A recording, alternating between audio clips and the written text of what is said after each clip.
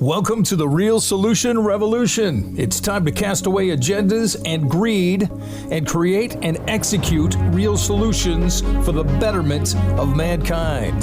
That's what we're going to be doing this year on the podcast. Here's your host, Scott Alexander. Are you ready? Are you standing still? Are you running? You can't run. There's nowhere to run, nowhere to hide. Take a deep breath. Take a deep breath. Slow down. Let's just go ahead and think this out, shall we? Let us reason together. I was on my way to Hawaii. It was the 80s. And I remember I went not only Hawaii, but I went to California, and I also went to Seattle, up to Vancouver for the World Expo.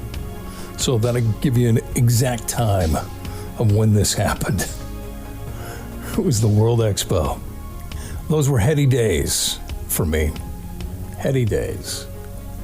I was extremely successful in my radio career, and nothing was going wrong. I mean, I was rocking, I was rolling. So on one of the legs of this trip, I went to Hawaii, and I'm thinking, all right, Hawaii, I'm staying right there in downtown Honolulu. I saw some friends on the plane over, because Alaskans, that's what they do. They go to Hawaii. And you're bound to see some friends on the plane. We were yucking it up on the plane, say, okay, we'll see you there. We were planning on going on a booze cruise. That's what they call them, booze cruises. And this booze cruise is a big party boat. You go out there and you just get, just flipping out of your mind drunk, apparently. That's what I was hoping to do. I'm not going to lie to you. And just, cut loose. Now, I was a Christian at this point in time. And I was at a point in my life where it's like, you know what? I just need to cut loose. You know the times. The rules are just too stringent. They're just too much. You just can't live up to it. You know you're failing every which way but loose.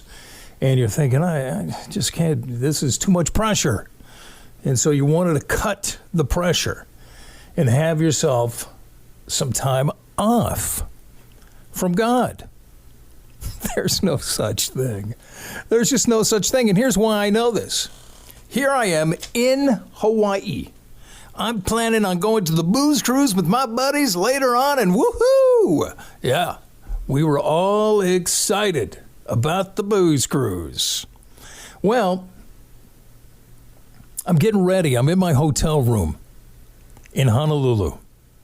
And I turn on the TV, and it happens to be a Jimmy Swaggart convention. Remember him? He was the one that all did the whole thing right in front of everybody.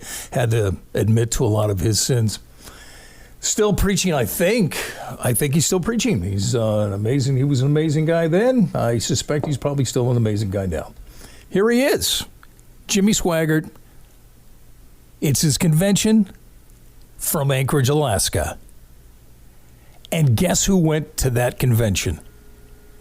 And guess while I'm getting ready, sitting watching it, sees himself on television because they do a close-up on me at the convention. Here I am in Hawaii years later looking at myself at a Swaggart convention. Yeah, mind blown. Needless to say, wow. So that took a little bit of the wind out of my running away from Jesus sails, so to speak. So I go out and I'm thinking, well, I'll still go to the booze cruise, but I'll just have one drink or whatever. The limits that we put on ourselves just to fool God, like he can be fooled. Well, I go out there, Honolulu, it's new to me. I've never been to Honolulu. Big city, beautiful city.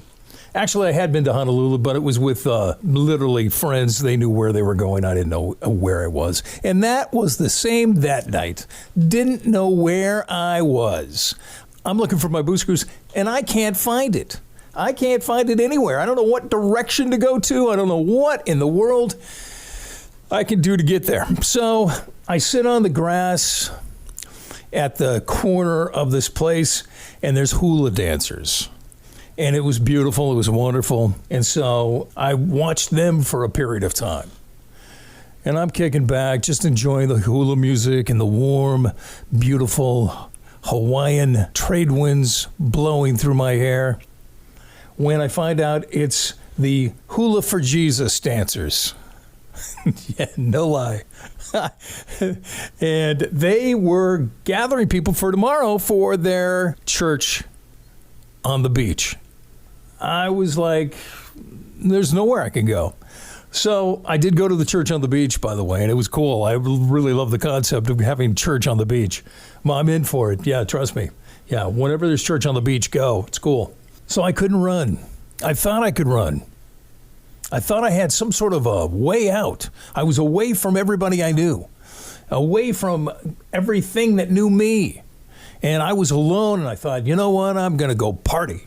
But you know what? I wasn't alone at all. God was right there. Just as he is today. Just as when I stumble and fall and think, oh, I didn't see that. Well, you know what he did? And you know what he's telling me? By my stripes you're healed. And I recognize that it's a process. And what I want you to do is I want you to get up and come to me, run to me.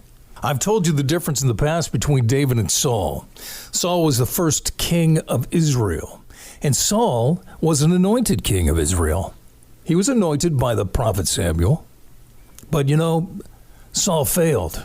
He dwelled in his failings. And instead of running to God, he ran from God. And that was the difference between him and David, because David was an anointed king from Samuel, as well of Israel. He wasn't perfect by any means.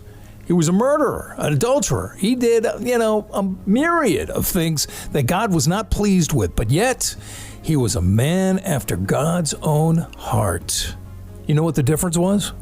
When David fell, when David realized that he had missed it, when David sinned, instead of running from God, he ran to God. And God always has his open arms ready to take us in. I don't care where you are at right now. I don't care where you've been. I don't care what you've done. I don't care who you are. I don't care. Because God doesn't care. It doesn't stack up in his presence as an accomplishment. Trust me. He is the creator of all things. Beyond your comprehension, God exists. And exists without any sort of foe that can take him out of that position. It just doesn't happen. It is not the way it works. God is an absolute. He is absolute truth. He is an absolute love. He is your absolute Father. If you wish it. And that's what he wishes. He wishes for you to run to him. Because, as I know, you can't run from him. God bless you. Thank you for listening to Scott Alexander and Real Solutions. You can contact Scott at realsolutionsusa@gmail.com.